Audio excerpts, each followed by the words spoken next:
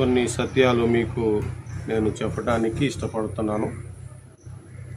మొదటి దశలోనికీయులకు రాసిన పత్రిక, మొదటి దశలోనికీయులకు రాసిన పత్రిక 5వ అధ్యాయము 22వ వచనం. ప్రతి విధమైన కీడుకును దూరముగా ఉండుడి. మరలా చదువుతాను. ప్రతి విధమైన కీడుకును దూరముగా ఉండుడి. ప్రార్థన. ప్రేమ నమ్మకమైన తండ్రి, ఈ వర్తమానము ద్వారా మేము విని మీ యొక్క చిత్తములో ఉండి మీకిష్టముగా బ్రతుకుటకు సహాయం చేయండి. మమ్మల్ని అందరినీ వాక్యము యొక్క కట్టడలో ఉంచి బలపరచుమని యేసుక్రీస్తు ఘననామములో ఈ ప్రార్థన అడుగుచున్నాము తండ్రి, ఆమేన్. ప్రభు అయిన యేసుక్రీస్తుని నమ్ముకున్న తర్వాత మనము కొన్ని వాటికి దూరముగా ఉండాలి. మనిషి ఈ లోకంలో ఉన్నదంతా కూడా నొల్లుకుంటాడు. అది ఇది అనే ఉండదు. కొందరు చూడండి, నాకు అండి అందరూ సమానం అంటాడు. మరికొందరు అంటారు, నేను అన్ని తింటానండి అంటాడు. అంటే అది ఇదే ఉండదు. అలాగనే పరంగా కూడా కొందరు ఇచ్చలవిడి జీవితాన్ని జీవిస్తారు. వారు కూడా అది ఇది లేని జీవితాన్ని జీవిస్తారు. క్రమము లేని బ్రతుకుతారు. మనము జాగ్రత్తగా ఉండాలి. ప్రభు అయిన యేసుక్రీస్తుని నమ్ముకుంటే కొన్ని స్థలాలకు వెళ్ళకూడదు, కొన్ని స్థలాలకి దూరముగా ఉండాలి. ఈ వచ్చిన భాగంలో మనం ఇలాగుంటుండగా సామెతలు 4వ అధ్యాయము 27వ వచనం చూడండి. సామెతలు 4వ అధ్యాయము 27వ వచనం. నీవు కుడి తట్టుకైనను ఎడము తట్టుకైనను తిరగకము, నీ పాదమును కీడునకు దూరముగా తొలగించుకొనము. మనము కీడునకు మన పాదములను దూరముగా పెట్టుకోవాలి. అందుకనే ఆలోచన చొప్పున నీవు నడవద్దు, పాపుల మార్గమున నీవు నిలవద్దు, అపహాసుకులు కూర్చుండు చోటన నీవు కూర్చోవద్దు.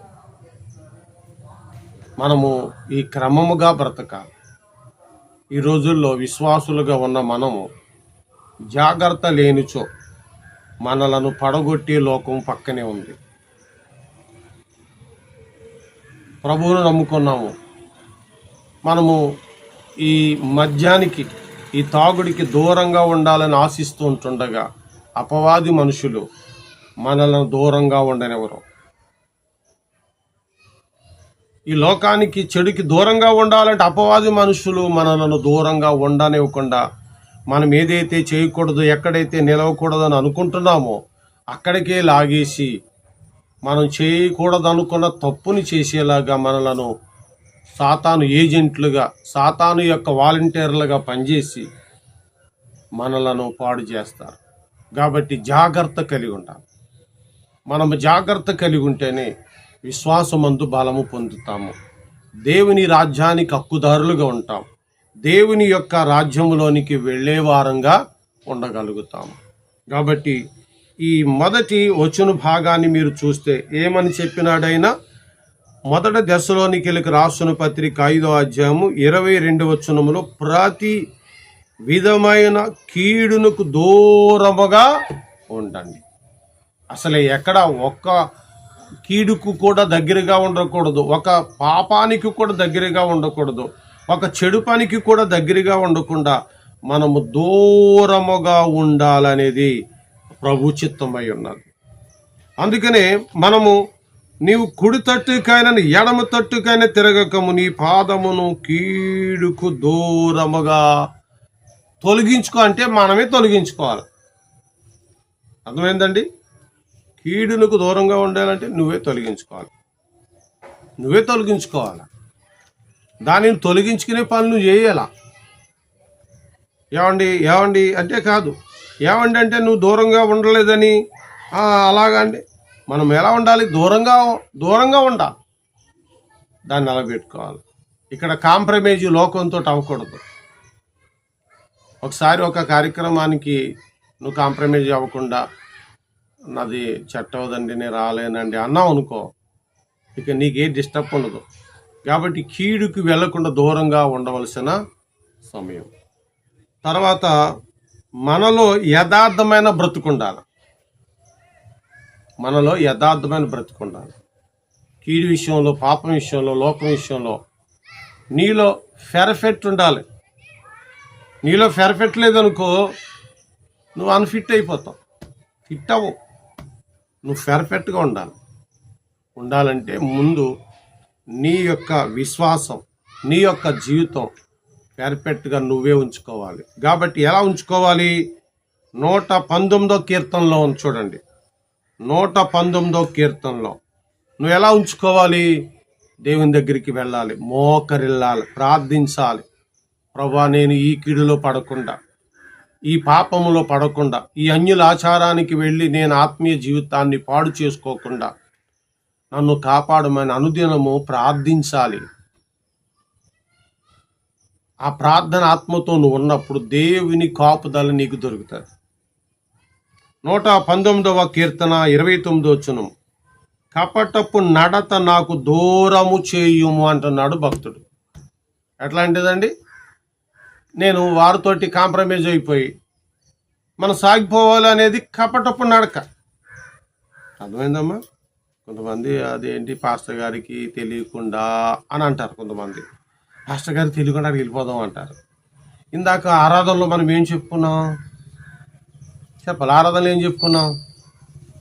ఆయన అన్ని చోట్ల ఉన్న దేవుడు, ఆయన ఇక్కడ ఉంటాడు అక్కడ ఉండడు అనటానికి లేదు అని చెప్పాం. ఆయన ఎవరికి దూరం గుండే దేవుడు కాదు. ఆ వేషధారణ నీలో ఉండకూడదు.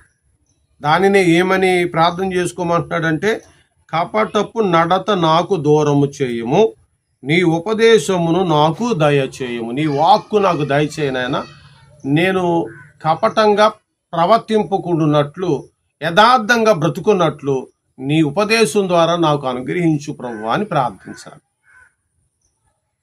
అర్థమైందండి? ప్రభువా అంటే క్రైస్తవ జీవితం ప్రత్యేకమైన జీవితం. క్రైస్తవ జీవితం, క్రైస్తవంలోనికి వస్తే ఒక ఆర్మీలోకి వచ్చినట్టే. క్రైస్తవంలోకి వస్తే ఒక కమ్యూనిస్టు పార్టీలోనికి వెళ్ళినోడు ఎంత స్ట్రిక్ట్గా ఉంటాడో దానికంటే మరింత స్ట్రిక్ట్గా ఉండవలసిన వారమే. అర్థమవుతుంది కదండి? క్రైస్తవ్యం అంటే భూమి ఆకాశాలు సృష్టించిన దేవునిలోనికి వచ్చావు నువ్వు, అంతే. ఖచ్చితంగా మనం ఒక్కడుంటే 10 మంది కాదు 100 మంది ఉంటారు ఆ రకంగా తిరిగేటువంటి వారితో. 100 మందితో కూడా మనం ఏకీవించ అవసరం లేదు. అందుకని ప్రత్యేకమైన జీవితం అంది. ప్రభువును నమ్ముకుంటే వారి నుండి ప్రత్యేకించబడ్డాం. మనము ప్రత్యేకముగా ఉండాలి. అంటే వాక్యంలో ఒక మాట ఉంది, ఒక ప్రవచనం, వారిలో ఒంటిరైన వాడు వాడే 10 వందాలగునన్నాడు. అంటే భవిష్యత్తు చూడాలి. ఈరోజు ఒంటరిగా ఉన్నావు, ప్రభువును నమ్ముకొని రాబోయే కాలానికి 10 వందలుగా దేవుడు చేస్తాడు. ఆ కాలాన్ని చూడు. నీ వలెనే నమ్ముకున్నవారు, నీలానే విశ్వసించిన వారు, నీలాగానే ప్రత్యేకంగా ఉండవలసిన వారు ఇంకా దేవుడు నీకు జత కలుపుతాడు. అది చూడాల. కాబట్టి ఈ చెడు సహవాసం ఇది దూరంగా ఉండవలసిన వారు. ఈ లోకానికి, లోకాచారాలకి దూరంగా మనం ఉండాలి. ప్రతి విధమైన కీడికి దూరంగా ఉండి రాబోయే బహుమతి కొరకు ఎదురు చూస్తే మనము రాబోయే కాలానికి మేలుకరముగా ఉంటాం. నా జీవితాన్ని ఒక ఎగ్జాంపుల్గా చూసుకోండి.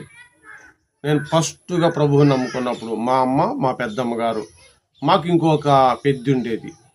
వారు మాత్రమే కాస్త తెలుసో తెలియకో ప్రభువా అని అంటూ వాక్యం ఏమీ తెలియకపోయినా ప్రార్థన చేసుకునేవారు. ఇంకెవరో ప్రభువు నమ్ముకున్న వారు లేరు.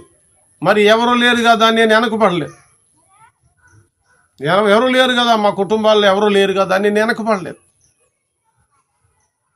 అది నా జీవితంలో జరిగింది. వారిలో ఒంటినైనా నన్ను 10 వందలుగా చేశాడు. అది ఇక్కడ మీరు అలాగనే ఉండాలి, ప్రత్యేకంగా ఉండాలి. కపటపు నడత నాకు దూరము చేయము, నీ ఉపదేశమును నాకు దయచేయుము అన్నారు. రోమాపత్రికలో 16, 17వ వచన భాగాన్ని మనం చదువుకుంటే ఇక్కడ మరొక దేవుని యొక్క వాక్యం ద్వారా మనతోటి మరొక మాట కనపడుతుంది. అదేంటి చూడండి. సహోదరులారా, మీరు నేర్చుకొనిన బోధకు వ్యతిరేకముగా భేదములను ఆటంకములను కలగచేయు వారిని కనిపెట్టి ఉండుడని మిమ్మును బతిమాలుకొనుచున్నాను. వారిలో నుండి తొలగిపోండి. నేను ఈ బోధ బోధిస్తుంటుంటే ఇంకొకళ్ళు వచ్చి మీకు నేర్పిన బోధ ఇది కాకుండా, అపోస్తలుల బోధ కాకుండా వేరే బోధ బోధిస్తారు. వారిని కనిపెట్టి వారికి దూరంగా ఉండండి, వారిని కనిపెట్టండి. అంటే లోకంలో ఉన్న చెడుగుని కీడుని కనిపెట్టండి. క్రైస్తవుల మధ్యన క్రైస్తవులు లాగానే చలామణి అయినటువంటి వేరే బోధకులను, ప్రభువు ఇచ్చిన బోధ కాకుండా, అపోస్తులు ఇచ్చిన బోధ కాకుండా వేరే బోధను అనుసరించేవారు మనలోనే ఉంటారు కదా. అతను క్రైస్తవుడిగా ఉంటాడు, అతను ఒక బైబిల్ పట్టుకుని కనపడుతుంటాడు. కనిపెట్టాలి, అది కూడా కీడవుతుంది. మీరు నేర్చుకున్న బోధ కాదు, అది వేరే బోధలో వారు నడిపించేవారుగా ఉన్నారు. కాబట్టి దానికి కూడా మనం ఎలా ఉండాలండి? దూరంగా ఉండాలి. సింపుల్గా పిలుస్తారు, మా ఇంటికాడ పలానా సేవకుడు వస్తాడు, ప్రార్థన పెట్టుకుంటున్నారు రండి అని. ఇప్పుడు చూడండి, ఆ అన్యుల కార్యక్రమానికి వెళ్ళేటప్పుడు కొంచెం అనుకుంటాంలే, అది ప్రార్థన అనుకుంటాం కదా. అప్పుడు మోసపోతాం, సులువుగా మోసపోతాం. అక్కడికి వెళ్ళిన దాకోండి మనకు నేర్చుకొనని బోధను, వేరే బోధను మన మీద రుద్దే ప్రమాదము ఉంది. కాబట్టి జాగ్రత్త అనేది మెలకుగా ఉండమని అర్థం. మెలకుగా ఉండండి అని అర్థం. జాగ్రత్త కలిగి ఉండాలి. ఇవన్నిటికి మన విశ్వాసాన్ని కాపాడుకోవాలి. మీరు జాగ్రత్తగా ఉండాలి అనేది ఆయన నొక్కి మరీ చెప్తున్నాడు. కాబట్టి మనం జాగ్రత్తలు తీసుకోవాలి. తీతుకు పత్రికలో 3వ అధ్యాయము 10వ వచనం చూడండి. మాత భేదములు కలిగించు మనుష్యునికి 1-2 మార్లు బుద్ధి చెప్పిన తరువాత వానిని విసర్శించుము అన్నాడు. ఏంటంటే మతభేదాలు పెడతారు, 1-2 సార్లు గద్దించమంట. వారిని కూడా ఏమంటున్నాడు? విసర్శించుము అంటున్నాడు. కాబట్టి మనం ఎంత జాగ్రత్తగా ఉండాలి? కీడుకి, సహోదరుల మధ్యన జరిగేటువంటి విషయాలకి, మతభేదాలు పెట్టేవారికి ప్రభువు నమ్ముకున్న మనము దూరముగా ఉండాలి. దూరంగా ఉన్నప్పుడు మనము యేసుక్రీస్తులో ఇలా ఉండగలుగుతాము. మొదటి యోహాను రాసిన పత్రిక